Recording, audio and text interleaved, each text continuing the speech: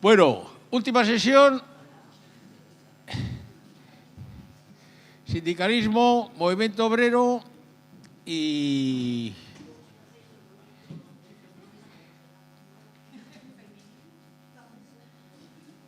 Va a haber 3 intervenciones.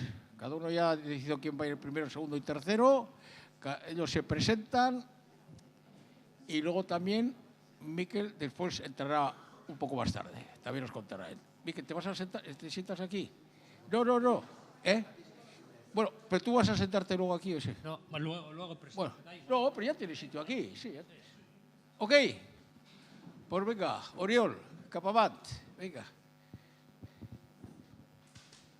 Bueno, pues vamos para allá. Buenas tardes. Paradójicamente, aunque no me gusta demasiado el PowerPoint, he terminado esclavizado por el PowerPoint y hago PowerPoint ya por defecto, ¿no? Y el defecto es que hasta ya no tengo nada más que el PowerPoint, por tanto no necesito. Bien, en todo caso, yo voy a hablar un poco de la situación del movimiento obrero sindical, que aunque no es lo mismo, casi ya lo hemos acabado confundiendo, y le he puesto por título de Navegando en la crisis permanente, apuntes sobre la acción. El navegando por la crisis permanente es porque diría que desde que yo me he interesado por el movimiento sindical desde un punto de vista académico, siempre está la cuestión de la crisis, siempre, y siempre está. Y de hecho, con la sensación de que se está y no se ha salido y se está y se está. ¿Vale? Por eso navegando en la crisis permanente. Y lo de apuntes es porque lo que voy a intentar es dar unos cuantos apuntes de cuál es esta situación de crisis y qué es lo que están haciendo o algunas cosas de las que se han hecho en el Estado español, de lo que ha hecho el movimiento sindical en el Estado español. Algunas de las cosas, todo es imposible, ¿de acuerdo? Pero espero que sea alguna de las cosas más interesantes y en todo caso algunas de las novedades más interesantes. ¿Sí, pasas?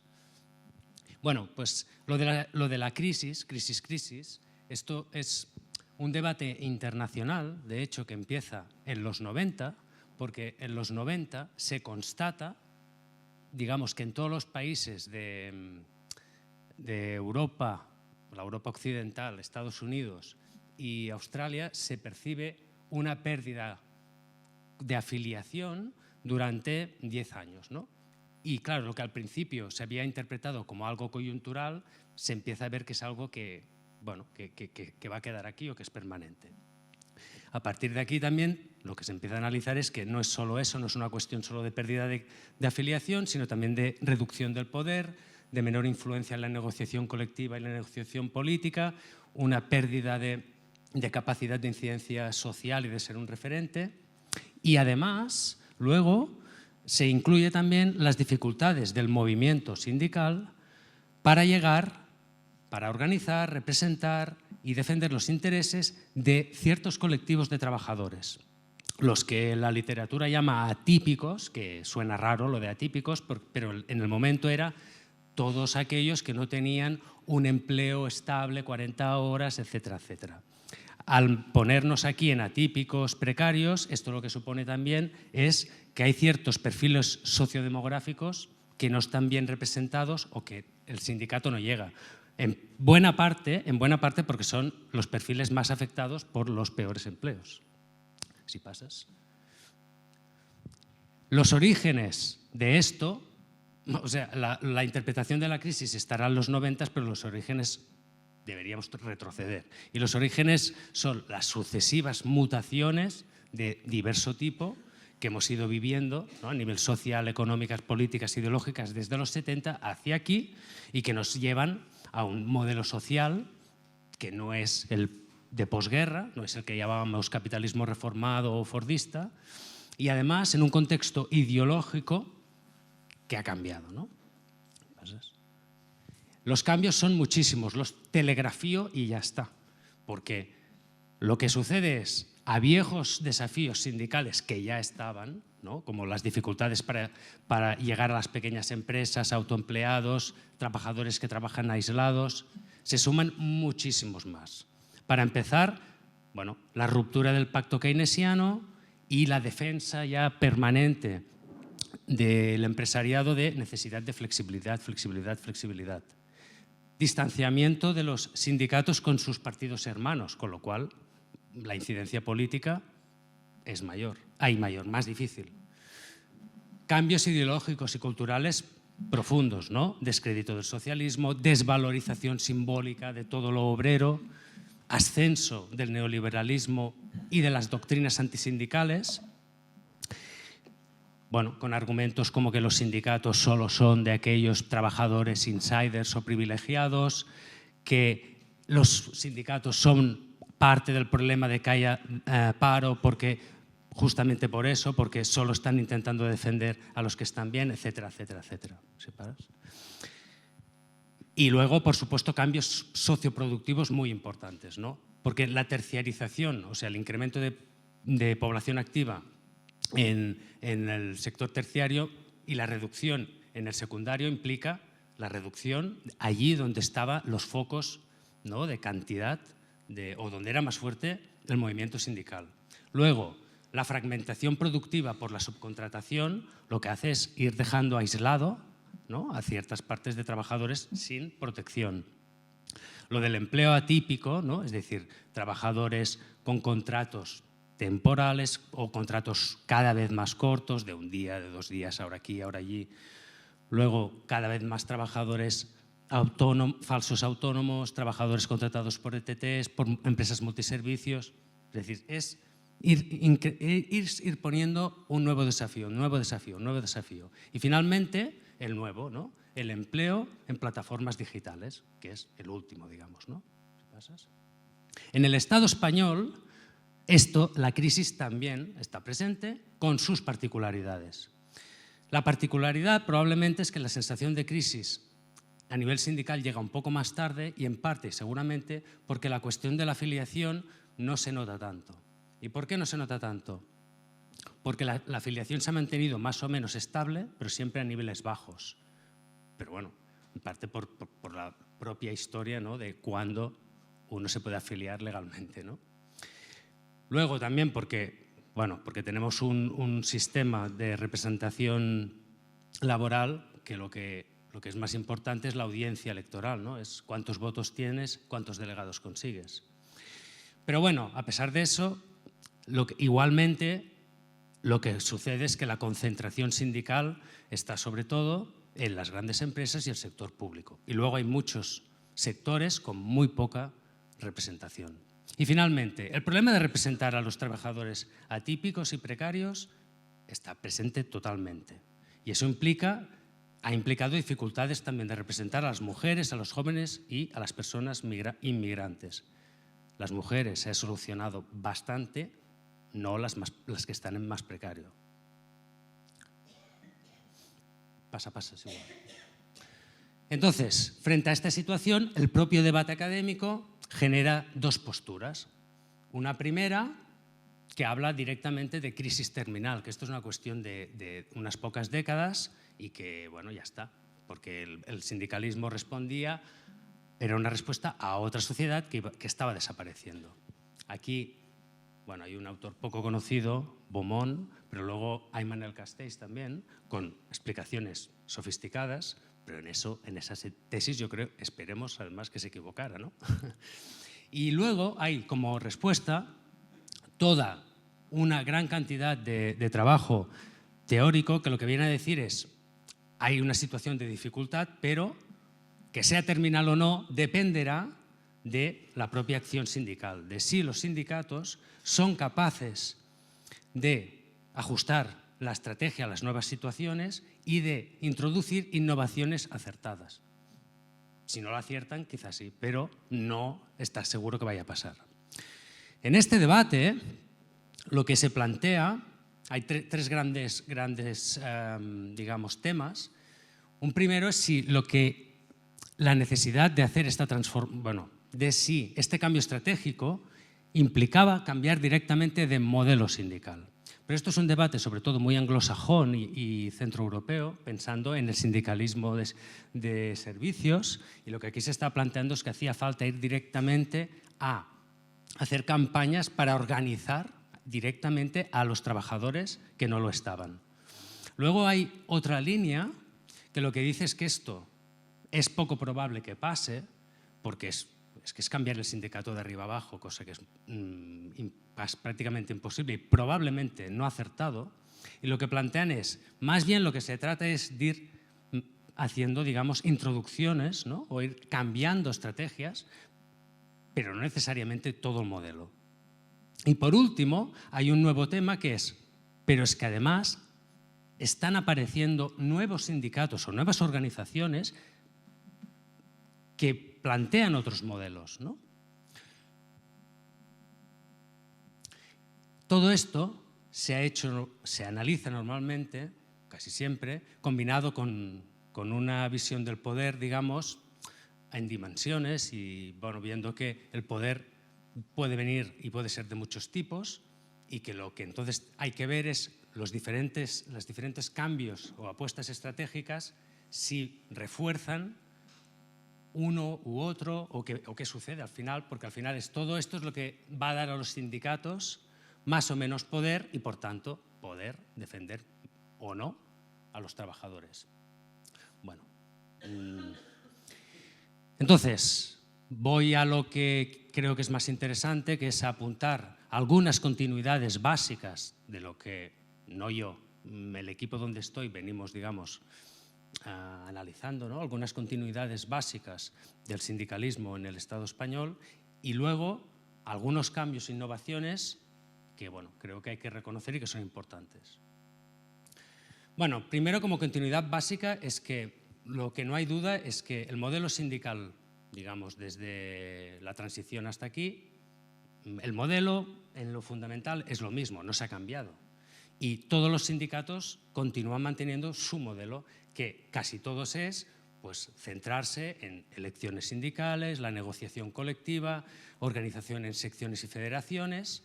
Y lo que ahora luego enseñaré es lo que sí ha sucedido es que casi todos los que están haciendo es introducir innovaciones y modificaciones parciales, pero que no impliquen una transformación del modelo. Lo que incluye también mantener toda la política de concertación y negociación con la administración, los que pueden, claro, los más representativos. Y aquí tendríamos la excepción histórica de la CNT y de los nuevos sindicatos. Otra cosa importante de este modelo, y que a mí realmente me interesa y quizá creo que puede ser interesante para el debate, es que el modelo que es, digamos, dominante y que diría que es en casi todo el sindicalismo, es que se ha construido un sindicalismo que unos compañeros ya jubilados, ¿no?, llamaban de representantes y representación. ¿Qué quiere decir eso?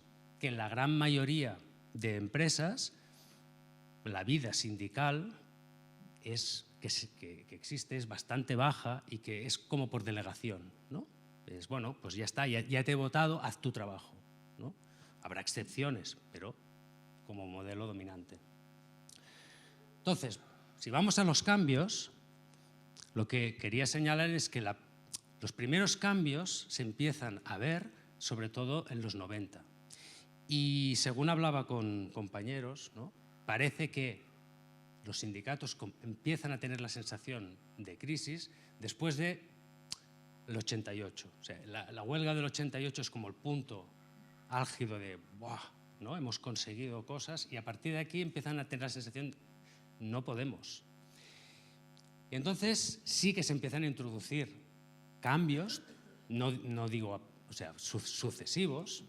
El primero hay que decir es que sí que, por supuesto, hay una adaptación discursivo-estética, donde se deja, digamos, cómo se autorrepresentaba y el vocabulario que se usaba en los 70, básicamente para no parecer una institución o una organización de otro momento, ¿no?, fuera del tiempo.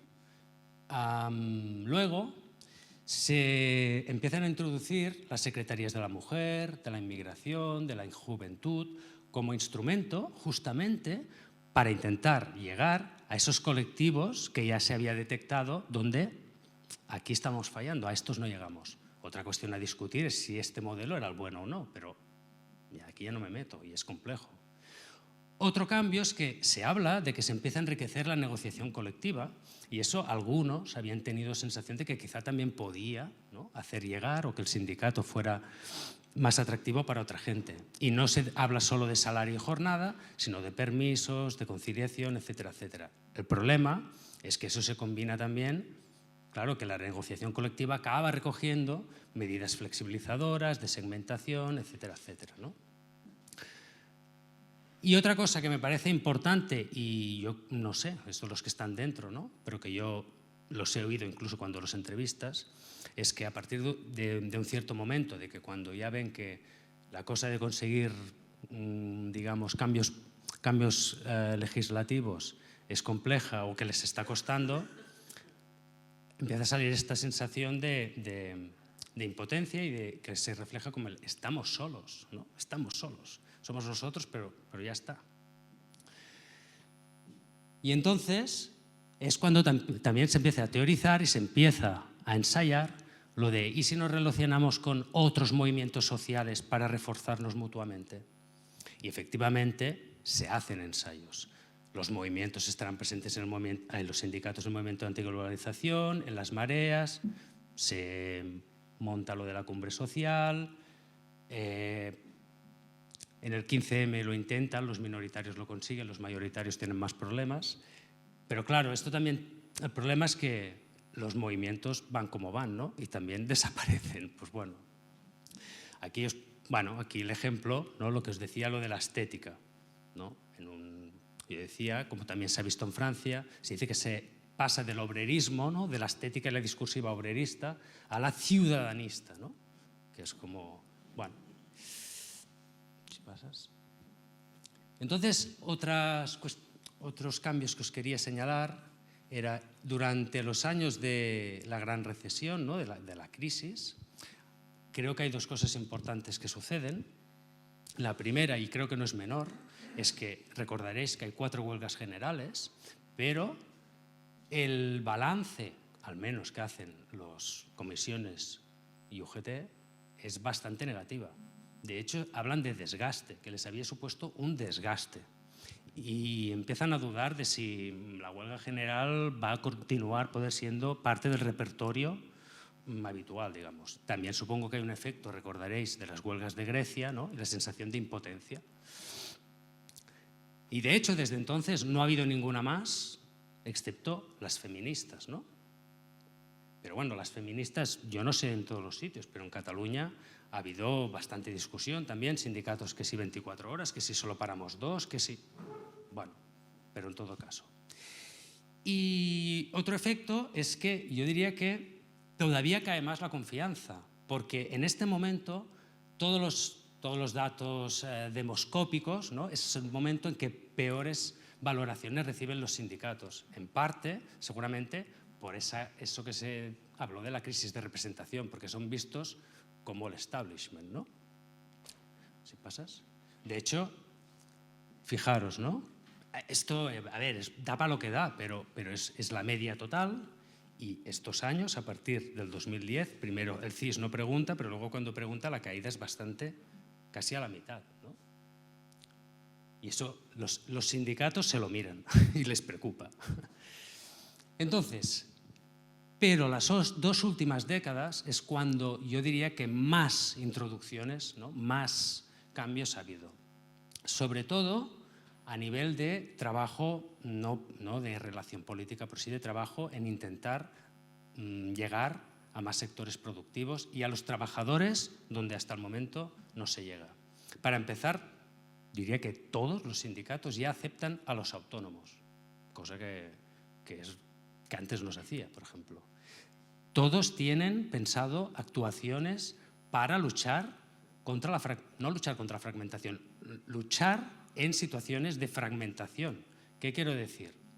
Pues se plantea tener comités intercentros para poder representar a los centros de trabajo sin representación. Se plantea tener delegados de empresa cuando hay centros pequeños y no hay en ningún lugar. Bueno, pues tengamos un delegado para todos, ¿no? Se ha planteado, y creo que tiene problemas jurídicos, no sé si alguien lo sabe aquí, pero yo he oído la defensa de tenemos que pedir que puede haber delegados territoriales, y en este sentido se piensa en polígonos, ¿no?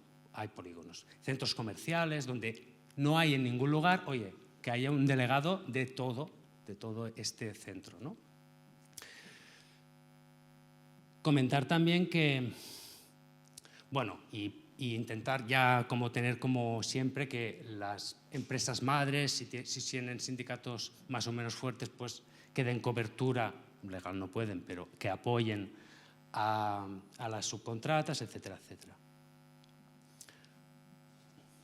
Más recientemente todavía, ya directamente en la última década, yo no sé si ha sido en otros lugares ha pasado, comisiones en Cataluña, emulando lo de las secretarías, por ejemplo, ha montado la organización de trabajadoras del hogar. Y uno intuye que proviene en parte de que las trabajadoras del hogar, que además algunas eran ex de comisiones, montaron un sindicato nuevo que se llama Plataforma de, bueno, no me acuerdo el nombre, de Trabajadoras del Hogar o algo así, ¿no? Y finalmente tenemos la cuestión del trabajo en plataformas digitales. Aquí lo que hay que decir es que los sindicatos minoritarios han sido más ágiles y se han acercado más rápido, pero los comisiones y UGT han tardado, pero también se han puesto. Pero antes que ellos se había producido autoorganización, de hecho se había formado, a alguien le sonará, supongo, Riders por Derechos, ¿no? Lo interesante es que, y lo he visto en casi todos ya, diría en casi todos los sindicatos, se están creando pequeños equipos de lo que se llaman nuevas realidades laborales, ¿no? Que es para ir a trabajar, por ejemplo, para intentar organizar a los trabajadores de plataformas. Si pasas. Y por último, yo diría que es de los últimos 5 o 6 años, no conozco todos los sindicatos, por supuesto, y no el caso del País Vasco, pero y lo que sorprendía es la mala comunicación que hacían los sindicatos, tremendamente mala. De hecho, es que lo de tener canales de WhatsApp del sindicato, plataformas para llegar a la juventud, a Twitter, es que no tenían ni equipo, es que era algo sorprendente. Bueno, pues esto realmente en los últimos 5 años se han puesto en ello y como tienen recursos, pues bueno, ya veremos qué resultados da, pero no lo están haciendo mal. Y última cosa, lo nuevo también es la emergencia, ¿no?, de varias organizaciones que podríamos llamar sindicatos, legalmente la mayoría no lo son, pero de trabajadores o trabajadoras precarios y precarias. No tengo ninguna duda que esto es un indicador de debilidad sindical, es decir, nacen porque no se sienten representados o defendidos por los sindicatos. En algunos casos, como en Riders, es porque nacen antes, ¿no? La organización Riders por Derechos es la primera que organiza. Pero luego hay otras como las Kellys o la PAT, que es la de las trabajadoras del hogar, que directamente lo hacen porque hacen una mala valoración de cómo les están defendiendo y se montan su propia organización. Muy rápido, son organizaciones muy pequeñas, con una lógica más de movimiento social que de organización, pero trabajan muy intensamente en las redes sociales. Casi todas sus luchas son fuera del centro de trabajo y tejen red con otros movimientos, ¿no?, también pequeños. Si pasas. Con tan pocos recursos hay que decir que han conseguido bastante y sus logros es de entrada que han conseguido conectar y dar organización a gente que antes no lo estaba. Y eso en sí mismo es un mérito y tiene un gran valor. Pero porque lo que hacen es hacer intercambio y asesorarse y darse ayuda anímica, ¿no? Y en parte lo han empezado y lo han hecho a través de lo digital. Han conseguido dar confianza, sentimiento de comunidad, identidad y generar una red con capacidad para hacer pequeñas protestas. Pues, por ejemplo, las Kellys delante de los hoteles, estas son las de la PAT, ¿no? Bueno, pequeñas protestas. Y con eso, por la novedad y luego podemos discutir por qué, pero han conseguido realmente una visibilidad pública muy elevada, diría más que el peso real que tienen de fuerza organizativa. Evidentemente tienen muchas debilidades. Para empezar, que tienen mínimos recursos de infraestructura y también muy pocos recursos asociativos, porque de hecho son pequeños, lo que realmente mantiene la actividad son pequeños grupos de activistas, de muy pocas personas muy activos. Evidentemente no tienen poder institucional y por tanto dependen de la movilización, de su capacidad comunicativa y la capacidad que tengan para que los sindicatos, digamos los sindicatos con presencia institucional, recojan sus demandas. Y otra cosa importante es que son un sector precario, pero tampoco consiguen organizar a las personas en situaciones más vulnerables y más difíciles dentro de su propio colectivo, ¿vale? Y además es que vuelve a haber la dinámica de fragmentación entre ellas. Lo importante aquí también, yo creo, es ver la relación que se establece entre estas nuevas organizaciones y los, digámosle así, viejos sindicatos. Hay que decir que en general las relaciones de entrada son malas, pero por ambas partes. Unos porque la mayoría nacen señalando que los sindicatos son un problema porque no les defienden bien. Pero los sindicatos en general tampoco creo que han hecho en eso bien la lectura, porque normalmente lo han visto con suspicacia, a veces con ninguneo, ¿no? Bueno, si son 4, no, tampoco van a durar. Los minoritarios es cierto que sí que aquí se han puesto bastante rápido, pero, a ver, en general pensando que podrían atraer, ¿no? Cuando no lo han conseguido, pues hay decepción y ya está. También es importante que en algunos casos estos colectivos han incentivado y han provocado cambios en la acción sindical. Por ejemplo, Riders por Derechos ha hecho que se pusiera luego UGT, comisiones, CGT y estén haciendo un trabajo. Y luego una cosa interesante es que en general las relaciones son complejas, pero hay algunos casos que sería interesante ver qué tienen de particular, donde hay entendimientos y colaboración muy buena entre los dos tipos de organizaciones. Un caso, por ejemplo, las Kellys de Mallorca y los sindicatos han llegado como a un entente, oye, tú te dedicas a esto y yo a lo otro, colaboremos y ya está, no hay problema. Luego, Riders por Derechos, la verdad. ¿Cuánto me queda? Vale, pues en 3 minutos. Riders por Derechos tiene mucha relación con otros sindicatos. Y lo que quería decir aquí es que para mí un hilo realmente de esperanza es ver que las personas que están trabajando en estas secretarías de nuevas realidades sindicales son capaces o demuestran tener capacidad de trabajar en estas nuevas circunstancias, ¿no? De ser flexibles y decir, oye, esto es lo que hay, vamos a trabajar con esto y no nos pongamos fabulosos. Bien, pues termino. Por lo tanto, conclusión importante para mí, frente a las dificultades y frente a la imagen a veces de que los sindicatos no se mueven, yo diría, sí se mueven o sí se han movido finalmente. Se han movido sin transformar el modelo, pero estableciendo nuevas iniciativas y nuevas prácticas.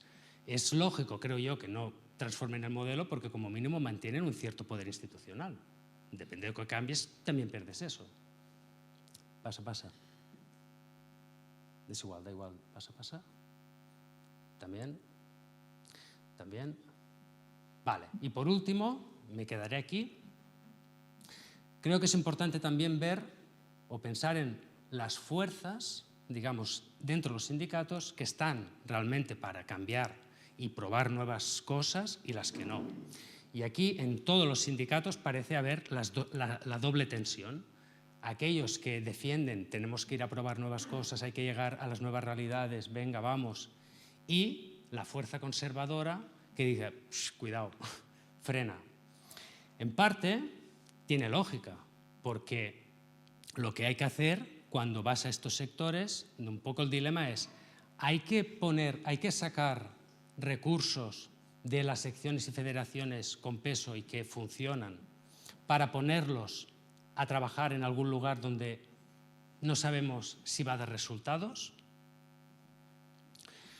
Y por último, y ahora sí, acabo con esto, decía que las nuevas organizaciones y sindicatos, estos pequeños que hablaba, que Elite Riders, claro, su presencia en el fondo también incrementa la fragmentación, pero si se sabe trabajar, a ver, es complejo, pero se puede, y hay experiencias que se pueden establecer mecanismos de colaboración y, digamos, y trabajar juntos, ¿no? Y lo dejo aquí.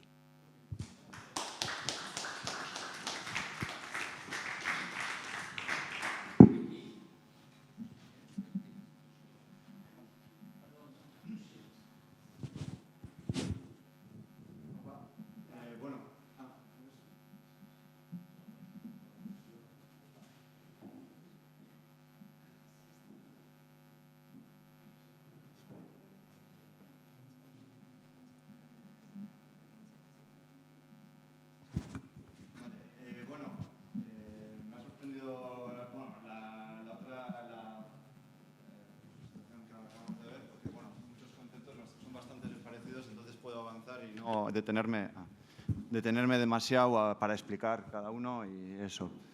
Bueno, supongo que creo que me han llamado porque hace poco, bueno, el año pasado, en el 2023, defendí una tesis en la que analizaba un poco los cambios estratégicos de los sindicatos ELA y LAB. Entonces, bueno, un poco los cambios estratégicos de los que nos ha hablado Oriol, pues los he analizado más pues mirando los sindicatos ELA y LAB.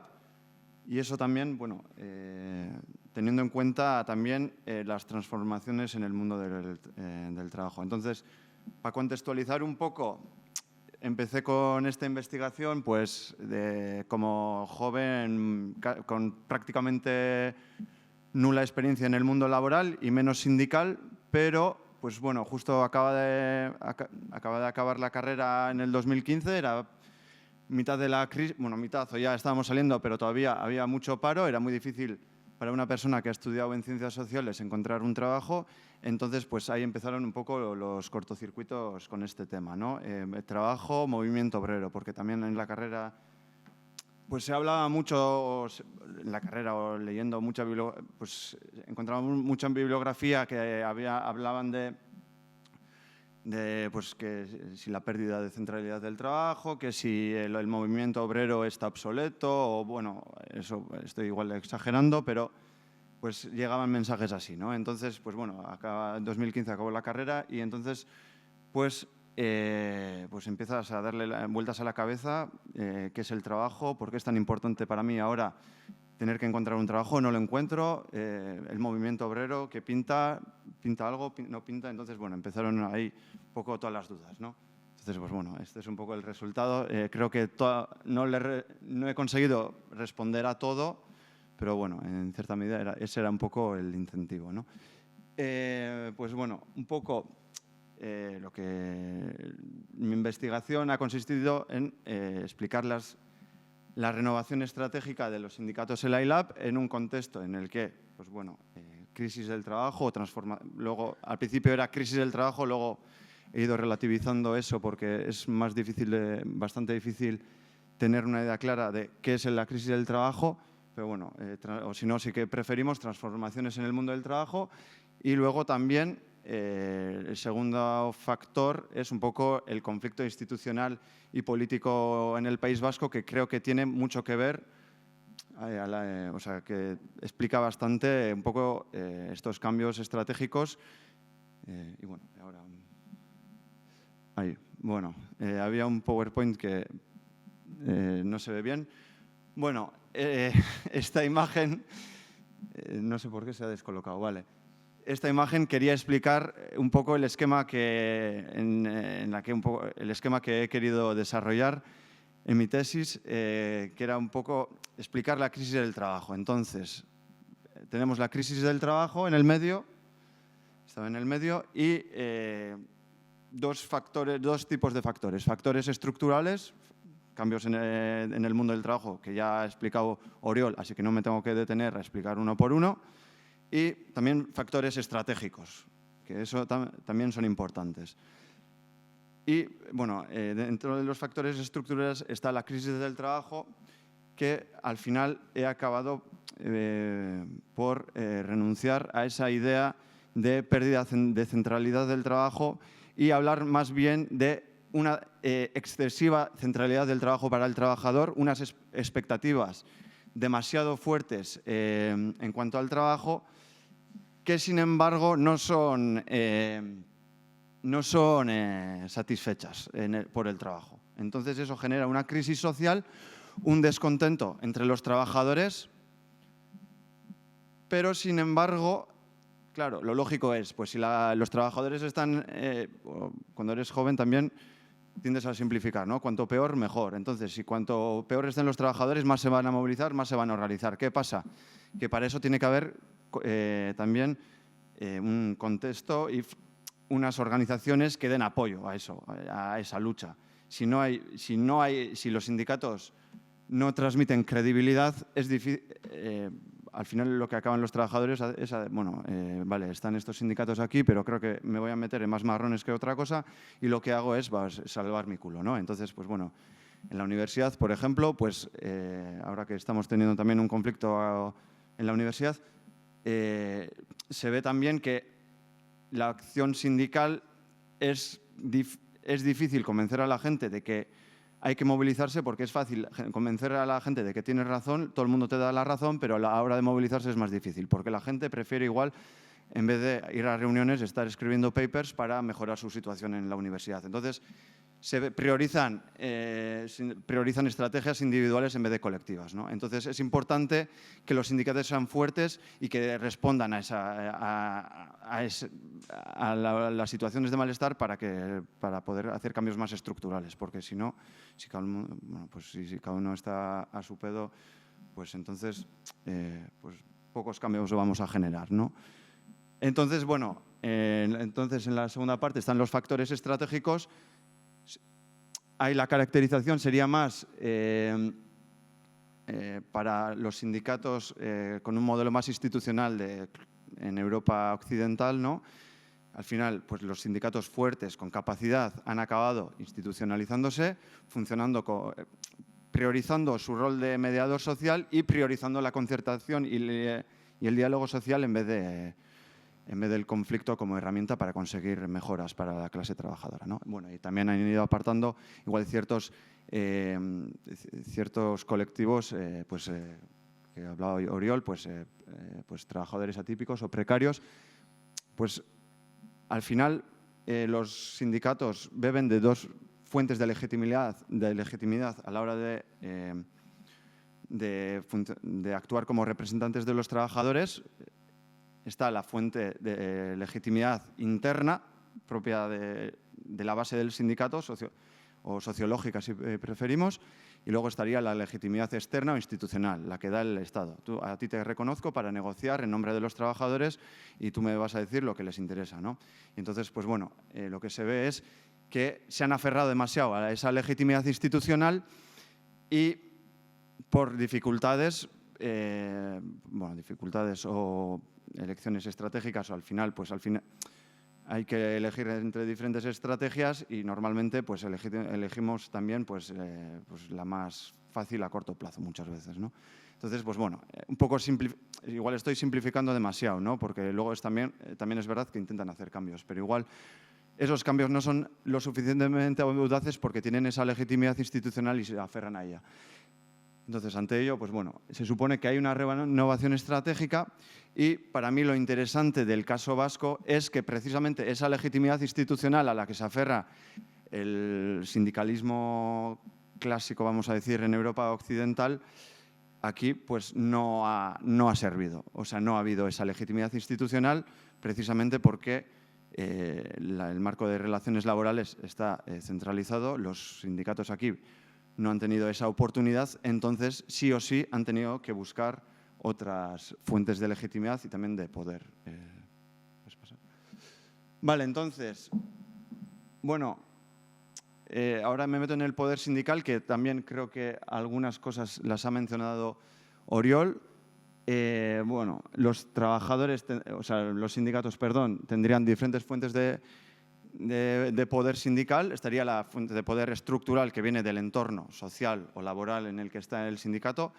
Eso, pues, en toda Europa se ha ido debilitando, ¿no?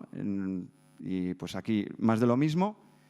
El poder institucional, pues muchos sindicatos en Europa se han aferrado mucho a él, pero en el caso vasco, por ejemplo, diría que ELA en los años 80 buscaba pues afianzar ese poder institucional, impulsando el marco de relaciones laborales a través de vías institucionales y afianzar ese poder. Lo que pasa que lo que vemos es que pues, en los 90 se dan cuenta de que esa vía está obsoleta o que tiene poco recorrido y que hay que buscar otras vías.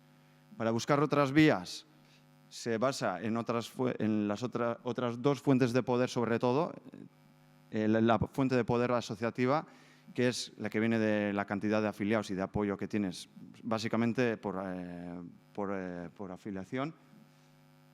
Igual se puede matizar, pero bueno, sobre todo de la afiliación y también un poder organizativo. Lo que vemos en mi investigación me he basado sobre todo en análisis de documentos y también entrevistas, en la que he entrevistado a Miquel Noval, que está aquí.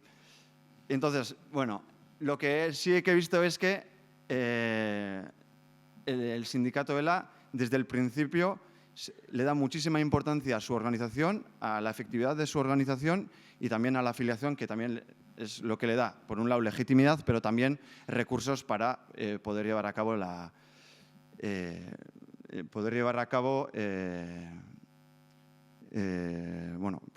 acción sindical.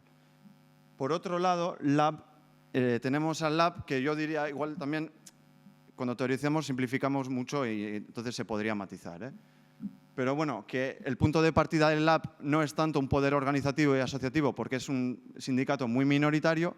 Sin embargo, al tomar posición de manera clara pues dentro del bloque CAS y en la izquierda abertzale, entonces tener un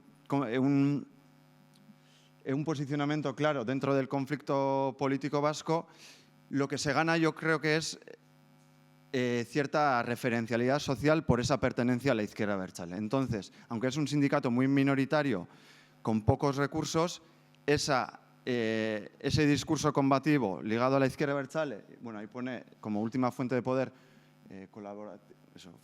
colaborativa, al ser parte de la izquierda abertzale también eso le da cierta referencialidad y una base social que poco a poco va consiguiendo. En los 90, eso le permite luego en los 90 tener una afiliación cada vez más grande y poder llevar a cabo una cierta renovación. ¿Vale?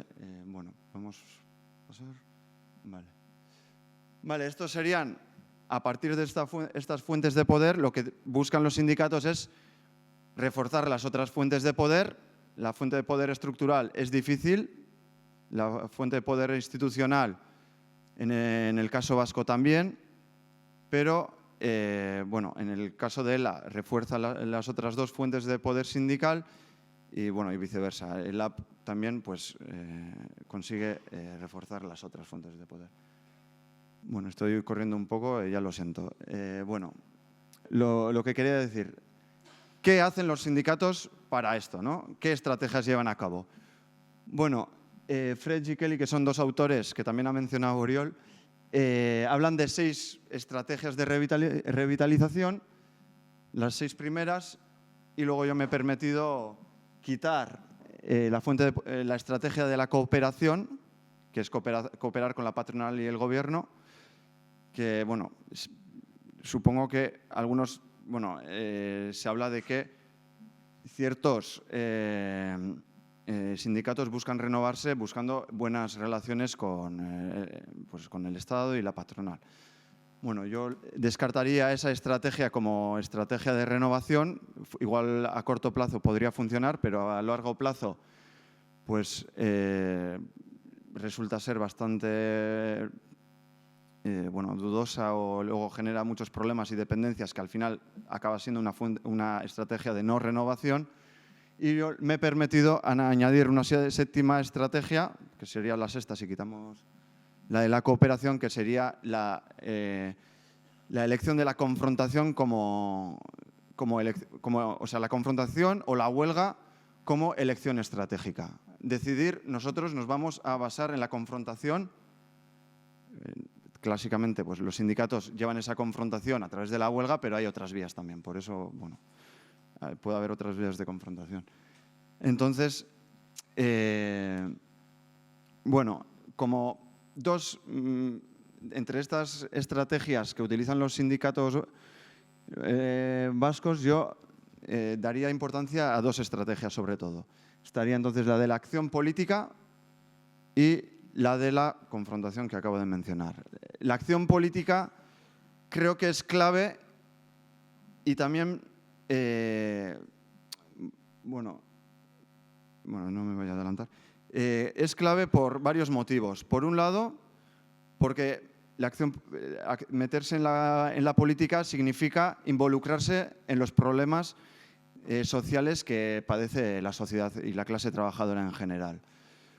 Por otro lado, porque la falta de poder o la pérdida de poder que viven los sindicatos en el puesto de trabajo muchas veces, o sea, lo que vemos es que por la pérdida de poder estructural, los sindicatos cada vez les cuesta más mejorar las condiciones de vida de los trabajadores y tienen que buscar otras estrategias para influir en esas condiciones de vida, ¿no? Entonces, el ámbito salarial sigue siendo crucial, pero hay otros ámbitos que se tienen que trabajar para ello. Pues, por ejemplo, en el ámbito de la vivienda, fiscalidad, pensiones. Puede haber, entonces la acción política permite también involucrarse en eso, en todas esas problemáticas y ganar referencialidad, no solo mejorar las condiciones de vida de la clase trabajadora, sino también ganar referencialidad, ¿vale? Entonces, y también llegar a colectivos de trabajadores más periféricos. Pues, por ejemplo, si estamos en el paro, la negociación colectiva no nos va a influir mucho, ¿no? Si estamos en el paro. Sin embargo, si luchamos por mejores prestaciones, pues igual sí, ¿no? Entonces, en el caso de LAILAB, pues creo que se hace una apuesta bastante clara por esto. Luego también en los 90 hay una apuesta clara también en buscar una resolución al conflicto político y eso también pues, les hace ganar protagonismo y referencialidad. Y luego, bueno, la confrontación, al fin y al cabo, la propia elección de la confrontación es una manera también de mantener su dinamicidad, de seguir activo. Como dice el exsecretario de ELA, ¿no? El único pez que nada en el sentido de la corriente es el que está muerto, ¿no? Entonces, la elección del conflicto también como herramienta como estrategia y herramienta para mejorar las condiciones de los trabajadores, pues también es una estrategia que al final obliga al sindicato también a mantenerse activo, ¿no? Bueno, entonces vemos con la aplicación de estas estrategias, sobre todo he desarrollado dos, pero las otras también, pues quien quiera las desarrollo más detenidamente en la tesis. Vemos que también la crisis del trabajo o las transformaciones en el mundo del trabajo han llevado con estos cambios a una salida relativa de los sindicatos del mundo del trabajo. Eso no quiere decir que abandonan la negociación colectiva y la acción sindical, pero empiezan a darle más importancia a otros contenidos que no son del trabajo, a darle más importancia también a la estructura territorial local. Por ejemplo, en ELA es bastante claro, en los 90 pues, se decide reforzar las comarcas. ¿Y la razón cuál es? Pues al final es una manera de estar más cerca de los problemas cotidianos locales cotidianos de la sociedad, ¿no? También se empiezan a plantear alianzas con movimientos sociales hay una combinación de la negociación colectiva con la movilización social, ¿vale? Entonces, en las huelgas generales, pues sí, se hace huelga, pero también se intenta movilizar a la gente y sobre todo se intenta movilizar, entonces se le da más importancia a la huelga general en ese sentido. Y luego también vemos una ampliación del concepto de clase. Este cambio, no tengo tiempo para profundizar, pero creo que han sido especialmente profundos en el caso del sindicalismo abertzale, en parte pues, impulsado por el conflicto político o institucional en el que han estado un poco inmersos, ¿no? En el caso de ELA, pues vemos cómo apuesta por una vía institucional, pero en los años 90, fruto de la falta de medios institucionales, que también es consecuencia del conflicto político por la falta de soberanía, pues acaba renunciando a esa vía y darle especial importancia a la renovación y a las otras fuentes de poder. En cambio, LAB, podemos decir que estos cambios estratégicos no vienen en los 90, porque muchos ya los ha interiorizado desde el principio. Desde el principio LAB le da mucha, por la confrontación hace una apuesta clara al ser miembro de la izquierda abertzale y del bloque CAS, pero remarca una y otra vez en sus ponencias su carácter sociopolítico, que no está solo para los trabajadores típicos, sino que están también por otro tipo de trabajadores. Entonces, estos cambios estratégicos de los que he hablado realmente, yo creo que desde el principio ya parte de ellos. Lo que pasa que en un principio no tiene mucho poder, es un sindicato muy minoritario, pero sin embargo va ganando poder hasta que ahora es el segundo. Sí.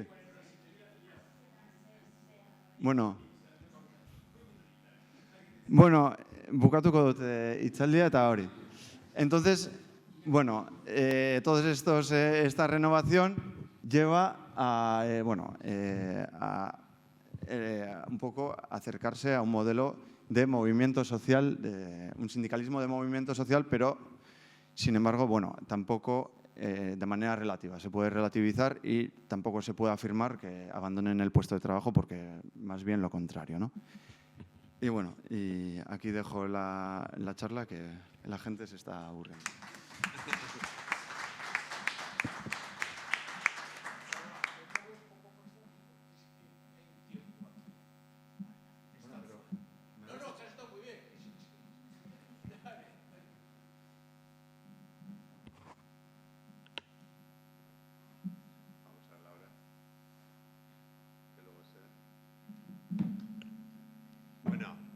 Eskerrik asko gonbidapenagatik eta eskerrik asko batez ere 8 eta 7 hemen egoteagatik. A ver, yo creo que son dos cosas diferentes. Sobre todo creo que Eki ha dicho ha citado algunos de los elementos que yo voy a recalcar, porque yo en lo que había preparado, respondiendo a las preguntas que se me mandaron, pues yo lo que voy a plantear es, pues en ese contexto, ELA, cómo ve los cambios que se han venido produciendo en los distintos ámbitos y ante esos cambios o ante lo que hayamos venido viendo, en qué elementos hemos tratado de adaptarnos y pues introducir algunos cambios, ¿no? Entonces, sería como dos partes. Una parte sería pues una lectura de la situación y de los cambios y tal, y otra pues ya una cosa que, lógicamente desde mi visión de lo que él ha venido haciendo. Por tanto, pues va a ser positiva, ya lo adelanto, ¿no? En ese sentido, no va a ser crítica. Entonces, en primer lugar, creo que para situar eso hay que decir dónde nos situamos, que es en el sindicalismo, en un sindicalismo de contrapoder. Y eso de contrapoder, ¿qué narices es? ¿No? Entonces, pues si coges una definición sencilla y oficial, dice contrapoder es el poder que intenta contrarrestar al poder establecido. Yo creo que para las 8:10 vale. Y contrapoder es el poder que intenta contrarrestar el poder establecido. Entonces, en primer lugar, poder. El sindicalismo tiene que construir poder. Y construir poder, desde nuestra visión, es fundamentalmente organizar a los y a las trabajadoras, básicamente en los centros de trabajo, eso es indiscutible, pero sí organizar a las y los trabajadores para distintas cosas, para mejorar sus condiciones laborales, pero también para otros objetivos, cambiar las políticas públicas, poner la vida en el centro, abordar la transición ecosocial, ecofeminista, justa, y para eso hace falta construir poder. De ahí no nos saca nadie. Y esa es la base de cualquier organización. En nuestro caso sindical, pero bueno, una organización social o una organización política que en nuestro juicio tendrá que tratar de construir poder. ¿Para qué? Hemos dicho, para contrarrestar el poder establecido. Y eso, ¿cómo se hace? En nuestra visión, contrarrestar el poder establecido requiere una estrategia clara de confrontación. Requería antes, y más en estos tiempos, en los que la alianza entre los poderes políticos, económicos y mediáticos es cada vez más clara, cada vez se da menos espacio a la participación y, en nuestra opinión, es necesario confrontar las políticas que se aplican, denunciarlas y establecer y poner encima de la mesa y defender las alternativas que tenemos. Porque si no, no pensamos que estamos confrontando. Y bueno, podemos hablar de lo que pasa en el mundo, de lo que pasa en la Unión Europea, pero saltándome un poquito, el efecto de todo eso es una precarización de la vida. Me salto un poco, no mucho que tenía, pero algunas cosas sí. Acceder a una vivienda es una odisea. Ahora ya, si alquilamos una habitación, menuda satisfacción. Los recortes de las pensiones son recurrentes. El empleo asalariado es cada vez más precario. Hace mucho que tener un empleo no significa no ser pobre. La precariedad laboral y social tienen cara de mujer. Y las personas migradas sufren la doble discriminación de la vulneración de sus derechos y de la extensión del racismo y de la xenofobia. Y a eso añadirle la evidencia de que el actual sistema capitalista no es que sea insostenible, sino que es ecocida. En la mesa anterior pues se ha hablado también de eso, ¿no? A nuestro juicio todo esto tiene una responsabilidad política.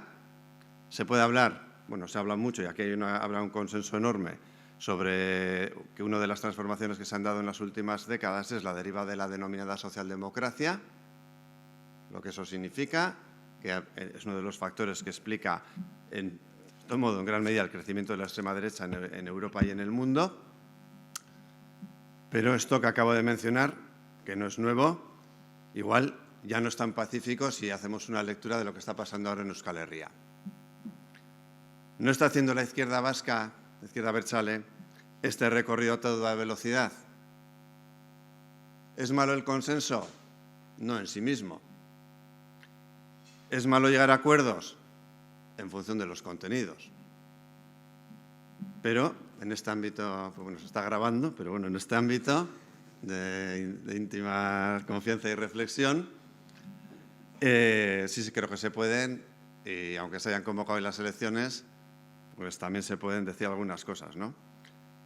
Cada vez es más claro que se están relativizando contenidos, priorizando otras cosas, como la búsqueda de acuerdos. Vamos a hacer mañana nuestra lectura de la ley teníamos ya programada antes de la convocatoria de elecciones, nuestra lectura de la ley de transición ecológica, transición energética y cambio climático. Y está claro que el acuerdo final con EH Bildu solo ha incorporado algunas mejoras parciales, siendo la ley totalmente compatible con las políticas que nos han llevado a la actual crisis ecológica. Adelanto lo que vamos a decir mañana. Otro elemento de crítica es que en muchos casos las valoraciones que se hacen, de lo que se acuerda, de lo que se defiende, no tiene mucho que ver o nada que ver con los contenidos, haciéndose unas valoraciones triunfalistas más propias de la propaganda gubernamental que de otra cosa. Hay que buscar, por ejemplo, si se aprueban los presupuestos de Navarra por quinto no sé qué año consecutivo y se consigue que el 1% del presupuesto se destina a no sé qué, pues eso no significa que los presupuestos vayan a ser progresistas. Los contenidos no lo avalan. ¿Se quiere contraponer los modelos o se trata de evitar la confrontación entre los distintos partidos políticos? Una de las paradojas que estamos escuchando en esta precampaña es que el PNV quiere hablar de modelos, más, al parecer, que EH Bildu. ¿Existe el bloque más o menos progresista que va desde el PNV a todo lo que está a su izquierda? Para ELA no. No hay un bloque progresista que va del PNV a la izquierda abertzale o a lo que vaya más allá de la izquierda abertzale. Eso es más grave además en el marco en el que estamos, en el que la dominación del poder económico es tremenda. Todo esto tiene que ver con eso que decía antes de cómo contrarrestamos el poder dominante. Y sin duda estas cuestiones van a marcar en los próximos años la relación entre el movimiento sindical y social y la izquierda política vasca. Construir poder para confrontar con el poder establecido, y eso cómo lo hemos venido haciendo, ¿no? Hemos pretendido hacerlo. Bueno, algunos elementos que tienen que ver con con una dinámica más, de lo que hemos venido transformando en ELA. En primer lugar, poniendo la lucha contra la precariedad laboral en el centro de nuestra acción sindical. Bueno, hay muchísimos ejemplos.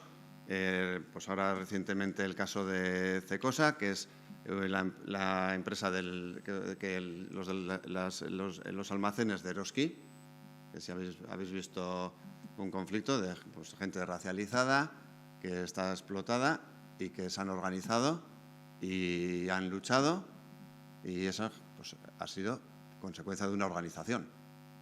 Una organización, no digo en este caso de ELA, sino de que se les ha organizado y han llevado desde forma colectiva una lucha para mejorar de manera sustancial sus condiciones de trabajo.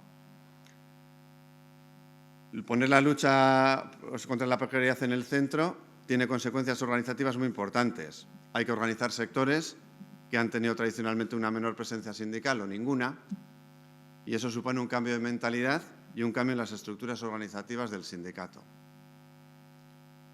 Las distintas luchas y huelgas lideradas por ELA hoy, como creo que se sabe, tienen cara de mujer, luego voy a dar unos datos, de mujeres precarias, y no hay más que recordar las largas huelgas que hemos tenido que llevar a cabo en el sector de residencias, ¿no?, en distintos territorios, o en el comercio del textil, o en la limpieza. Bueno, son muchísimos los ejemplos, y lo doy el dato, en el que ya me va a intentar dar bien, por lo menos, si lo encuentro.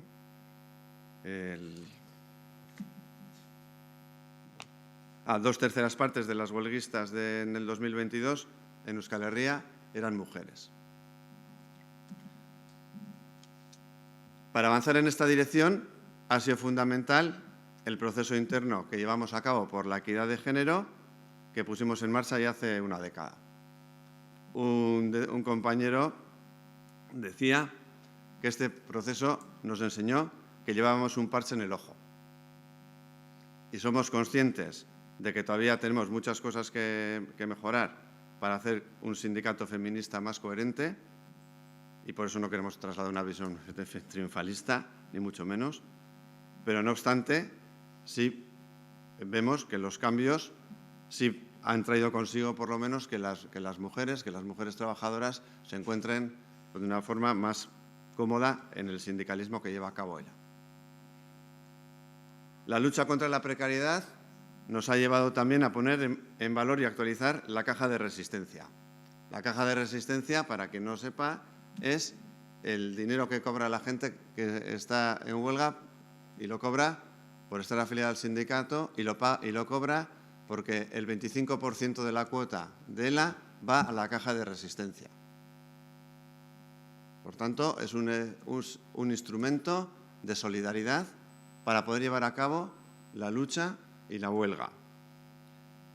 Y sabemos que si queremos mejorar de manera significativa las condiciones de trabajo, las huelgas son necesarias. Y además, las huelgas van a ser largas porque si no, la otra parte no cede. Y eso creo que es una evidencia. Nos gustaría que no fuese así, nos gustaría que sin huelgas tal y que hablando se entiende la gente. Me gustarían muchas cosas, pero no tengo tiempo. Y en este marco, pues el tener una caja de resistencia es lo que ha hecho posible ganar los conflictos largos que se desarrollan y que se han desarrollado en estos últimos años. Sin caja de resistencia no se pueden ganar esos conflictos. Nuestra caja de resistencia supone un pago de 1.389, el equivalente a 1.389 euros al mes. Y se paga. Y nos parece que eso es un debate real, de fondo, que explica algunas de las discrepancias que existen dentro del movimiento sindical vasco. Y eso es algo que llevamos mucho tiempo, bueno, que lo identificamos hace mucho tiempo y no hemos sido capaces de resolver. Porque aquí todo el mundo tiene caja de resistencia, pero a la hora de eso es la letra grande, pero por desgracia, a la hora de la verdad, no todas las cajas de resistencia están al mismo nivel. En los últimos años hemos venido trabajando también en la defensa de que las condiciones de trabajo se decidan aquí. La lucha por el marco propio de relaciones laborales y protección social. ¿Estamos en contra de los convenios estatales? No. Estamos en contra de que los convenios estatales prohíban negociar en ámbitos inferiores, teóricamente, o sea, territorios más pequeños. Eso es antidemocrático. Y eso, además, es parte de la estrategia de precarización, porque los convenios estatales, en general, establecen condiciones de miseria. Entonces, es que es un instrumento de la precarización y del empobrecimiento de la clase trabajadora. Por eso decimos que defendemos el derecho a negociar por convencimiento, somos una organización abertzale, por democracia, porque negar a la mayoría su derecho a negociar es antidemocrático, y por sentido de la justicia social, por lo que decíamos del empobrecimiento. Pero también sabemos que una estrategia un sindicalismo de contrapoder va más allá de las mejoras de las condiciones de trabajo y hay que mirar y miramos más allá de la empresa. Y el recorrido histórico de ELA en este aspecto yo creo que es muy claro. Yo sobre eso simplemente 4 comentarios. En primer lugar, en nuestra visión, para eso es muy importante tener un pensamiento propio y una capacidad de propuesta propia. Una organización independiente política y económicamente. Pensamiento propio.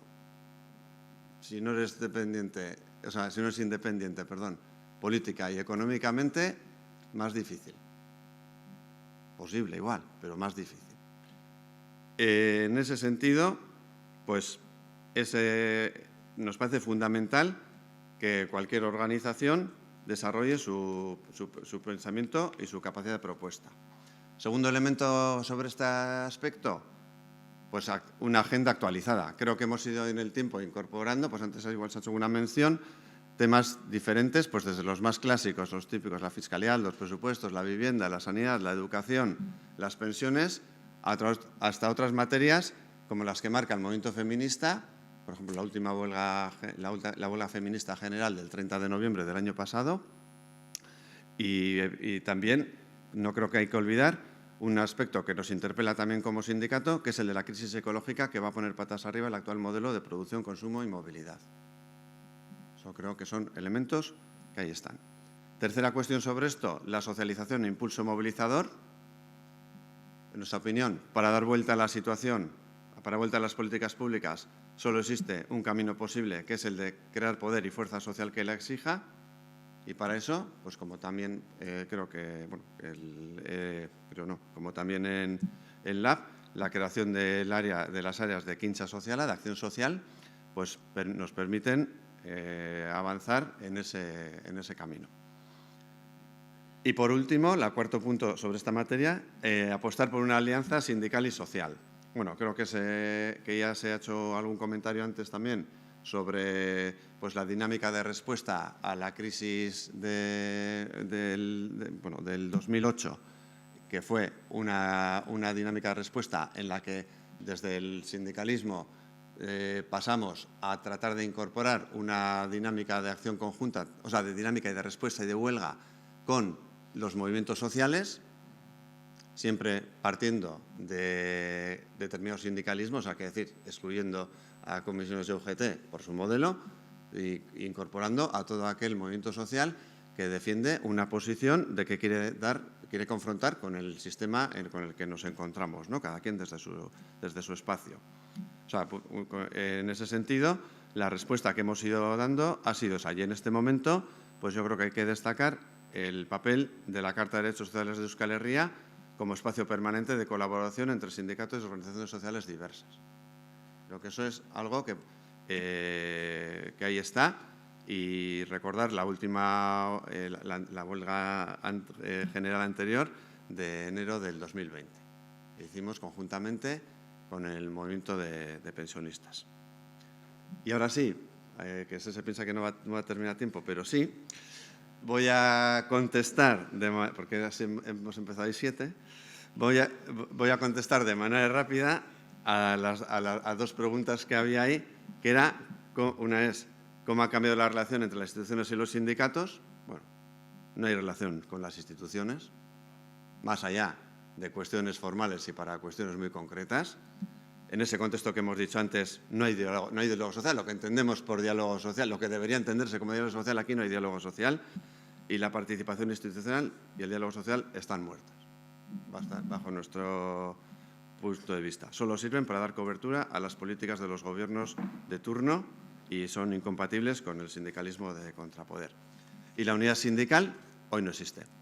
Existe un desacuerdo de fondo sobre ese modelo, que no voy a profundizar, pero bueno, tiene que ver, evidentemente, con los elementos que hemos hablado antes de la acción sindical en el ámbito laboral y también pues, ante las posiciones de la izquierda política vasca en este nuevo escenario de convertirse, a nuestro juicio, en un partido sistémico.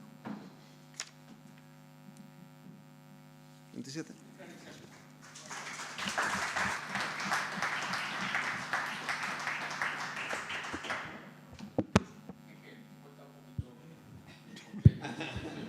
¿Que cuente? Sí, bueno. Pedro me ha sugerido que haga una intervención un poco mixta. Por una parte, que hable un poco del movimiento pensionista vasco y, por otra parte, en segundo lugar, que haga alguna reflexión, algún comentario sobre el tema sindical, obrero sindical que han planteado los tres ponentes. Sobre esto haré algunas cuestiones muy prácticas, no relativas al movimiento sindical, sino a temas de intervención sindical, sobre algunos temas concretos y de forma muy sintética.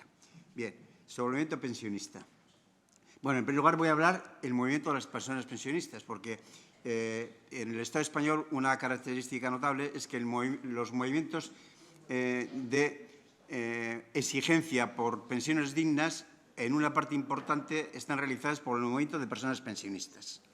Es decir, los sindicatos a escala estatal, los sindicatos mayoritarios con poder institucional, en general han dado el visto bueno a través de la prolongación del Pacto de Toledo a medidas restrictivas o de recorte de las pensiones a cambio de que los partidos parlamentarios suavizaran a veces muy levemente las propuestas iniciales, por ejemplo, en materia de edad de jubilación y otras, etc.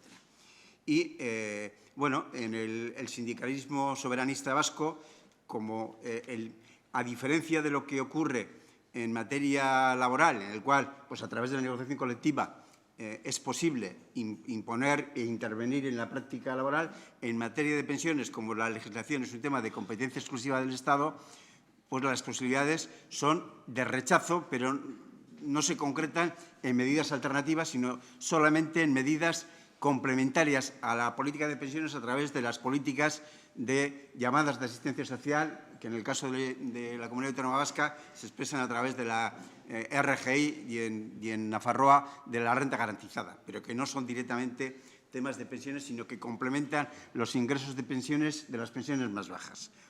Bien, bueno, sin embargo, si se me permite, sí puedo decir que yo creo que el movimiento soberanista vasco, el movimiento sindical soberanista, bueno, yo, a mi entender, a mi modesto entender, tiene un cierto retraso en materia de política de pensiones, apoyan las movilizaciones generalizadas cuando ha habido, pero yo creo que hay temas que se refieren a la gente que está en activo y que yo creo que el movimiento pensionista tiene dificultades, por ejemplo, para intervenir, obviamente, sobre los temas tales como la edad de jubilación, que es un tema que en el caso del Estado francés ha sido una lucha de enorme importancia y que lo lógico es de que sean llevadas a cabo por el movimiento sindical, el movimiento obrero, y no por el movimiento pensionista, que se refiere a las condiciones de las pensiones ya causadas, ¿no? Yo creo que ha habido progresos, pero yo creo que todavía hay tareas pendientes en el movimiento sindical soberanista vasco, que tiene, sin embargo, pues mucha influencia, que es mayoritario, que impulsa luchas muy duras, pero que yo creo que es de preparación y de participación en luchas de que, de entrada, van a ser inevitablemente de oposición a los planes que se van por el Estado. Otra cosa es que se defienda un modelo de futuro, soberanista, etcétera, etcétera, un movimiento propio, pero, bueno, yo creo que hay que participar en las luchas actuales de forma concreta. Entonces, lo que voy a hablar, básicamente, es de algunas características del movimiento de pensiones de Euskal Herria. Por una parte, y empalmando con los temas del taller anterior, que me parece que es relevante el asunto, desde el punto de vista de la sostenibilidad ecológica y social, la respuesta a las necesidades sociales no se puede basar solamente en el terreno del aumento cuantitativo del poder de compra, sino que se deben encontrar soluciones en materia de qué tipos de producción, de distribución y de uso colectivo. Para ello es esencial el acceso gratuito a los servicios públicos de enseñanza, de educación, de salud y de protección, como la dependencia, entre otras, así como una reducción drástica de las desigualdades. El movimiento pensionista de Euskal Herria, de forma pragmática, yo creo que ha dado buena respuesta a estos elementos, aunque quizá en el futuro deba profundizar más en las exigencias ecosociales de forma más general. Por ejemplo, por una parte, situando como elemento esencial en la política de pensiones la defensa de pensiones mínimas decentes, no simplemente el aumento general de las pensiones, sino poniendo en primer plano en la defensa de pensiones mínimas decentes, concretado en la reivindicación histórica de los 1.080 euros, que tiene un origen histórico, pero que, bueno, que está de plena actualidad y que ha dado lugar, por ejemplo, por primera vez a un compromiso en Nafarroa entre el PSOE y Euskal Herria Bildu para implantar en el 2025 una pensión mínima de 1.080 euros y, bueno, en el caso de la Comunidad Autónoma Vasca, que ha dado lugar a la aprobación en estos momentos de 125 mociones en ayuntamientos en general de tamaños pequeños y medios, pero que ha sido aprobado también por las Juntas Generales de Guipúzcoa y, bueno, en Vizcaya está pendiente, pero lógicamente la respuesta será negativa porque el PNV no estará por la labor. Entonces, bueno, y por otra parte, el movimiento pensionista ha participado de forma extremadamente activa en la defensa de las condiciones decentes en materia de sanidad pública, en paralelo con el movimiento sindical, por el aumento de las plantillas, por la apertura de los centros, por la mejor dotación, por el aumento de la inversión pública, por la publicación de las residencias de acogida, en combates, participando en las movilizaciones no solamente de los sindicatos, sino también en muchos casos de las asociaciones de residentes y contra su privatización, por la publicación de las residencias de acogida, por un tamaño no gigantesco de las mismas, por porque estas residencias estén adecuadamente, las plantillas sean adecuadas y que estén correctamente remuneradas, etcétera, ¿no? Ello lo ha hecho conjuntamente con las organizaciones sindicales y sociales, participando con las iniciativas a todas las escalas, a escala local, a escala provincial, etcétera, etcétera. Bien, un segundo elemento a destacar es la defensa plena de la autonomía del movimiento de pensionistas en el marco del Estado español, acompañada además con la afirmación del carácter nacional vasco de toda su actividad. La utilización del euskera en sus mítines, charlas y publicaciones, un boletín que tiene una difusión de miles de ejemplares y que se publica en bilingüe todas las semanas. Y el próximo 1 de marzo, por ejemplo, hay una versolaricha de pensionistas que yo creo que es una iniciativa, bueno, pues de alguna forma llamativa, con 60 intervenciones de versos por parte de personas pensionistas, y que este elemento de defensa y afirmación del carácter nacional vasco ha sido combinada con la pretensión de su carácter integrador en su seno de gente, militantes y afiliados, que hayan estado dispuestos a la defensa de las pensiones. Es cierto que ha habido rupturas en el camino, pero son rupturas que no han sido plenas. Es decir, en el movimiento vasco de pensionistas hay en estos momentos todavía gente que en el pasado ha sido afiliados y afiliadas prácticamente de muchos sindicatos, es decir, no solamente de ILAB, sino también de comisiones y de UGT, pero que de alguna forma han considerado que el movimiento pensionista no ha aceptado sin más los acuerdos, en muchos casos extremadamente criticables, que han realizado los sindicatos estatales, etcétera, etcétera, y que están participando en el movimiento pensionista. Es cierto que se ha perdido, es decir, que ya no se ha perdido poder de convocatoria en relación con las enormes manifestaciones de hace 4 o 5 años, cosa bastante lógica, no solamente porque es muy difícil mantener un nivel de movilización continuada. Es decir, recuerdo que todas las semanas hay concentraciones de pensionistas de unos 70 pueblos y barrios, en algunos casos, que reagrupan a 4.000, 5.000 personas, combinadas además con manifestaciones provinciales, comarcales, nacionales, vascos, etcétera, etcétera, ¿no? Y también porque, efectivamente, algunas victorias parciales, pero importantes, que ha obtenido el movimiento de pensionistas ha de alguna forma hecho de que alguna gente que ya no ha sentido, además del paso, obviamente, de la edad y del cansancio, que cuando se logra dejar sin efecto el factor de sostenibilidad y la revalorización de las pensiones al 0,25%, es cierto que para muchas personas pensionistas deja de ser un factor de urgencia participar en las manifestaciones, pero sigue siendo muy importante la presencia y actividad de todas estas manifestaciones. Y este elemento, además, se ha combinado con la participación en las iniciativas conjuntas con los movimientos pensionistas de otros pueblos y comunidades del Estado, muy frecuentemente, además, asumiendo un papel clave en la coordinación de estos movimientos, en la medida en que el conjunto de los movimientos del Estado reconocen el elemento más dinámico, más aglutinador, de más masividad y de más iniciativa del movimiento pensionista de Euskal Herria, que hace que, en muchos casos, iniciativas que se desarrollan en Madrid, pues el movimiento pensionista de Euskal Herria juega un papel muy importante, no solamente asistiendo, sino incluso facilitando la unidad de acción para estas convocatorias. Tercer elemento, la asunción de la perspectiva de género.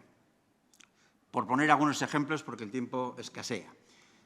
3 asambleas de mujeres pensionistas, la última en Vergara el pasado 20 de octubre, centrada en la reivindicación de un sistema público y de calidad, para la que se aprobó un decálogo muy completo.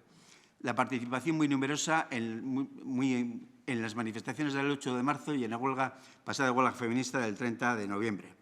En la exigencia de romper la brecha de género en las pensiones, etcétera, etcétera. Brecha de género que, aunque está relacionada con la brecha salarial, hay que reconocer que todavía es mayor. Si la brecha salarial, según el reciente informe hecho público por la vicepresidenta Idoia Mendia, se ha reducido en 6 puntos entre 2018, creo, el 2019 y el 2023, y ha pasado desde el 22 y pico al 16 y pico, la brecha de género en pensiones se mantiene todavía en 35-36. Es decir, porque a la brecha salarial, que es un elemento que condiciona las pensiones, se unen otros aspectos específicos como la menor duración de las carreras profesionales de las mujeres, derivadas por la dedicación más intensa a las actividades de cuidado, a los periodos más frecuentes dedicados a la excedencia por cuidado, no solamente de hijos e hijas, sino también de otros familiares en los cuales son asumidas mayoritariamente por mujeres, en la mayor dedicación, la mayor contratación a tiempo parcial, es decir, el 27% aproximadamente de mujeres en Euskal Herria trabajan a tiempo parcial frente al 8% de hombres, un 50% de ese trabajo a tiempo parcial es involuntario y otro 22% es voluntario, entre comillas, es decir, muy condicionado socialmente por esta dedicación a las actividades de cuidado. Bien, entonces, juega ese papel y ese papel se centra en forma muy exacta justamente en la defensa de las pensiones mínimas de 1080, en la medida en que la gran mayoría de las perceptoras de las pensiones mínimas son mujeres. La defensa, y eso es muy consciente el movimiento pensionista, y la prioridad de la pensión mínima de 1080 está muy ligada a mejorar las pensiones de las mujeres, que no solamente son menores que las de los hombres, sino que tienen una concentración muy importante en las pensiones muy bajas.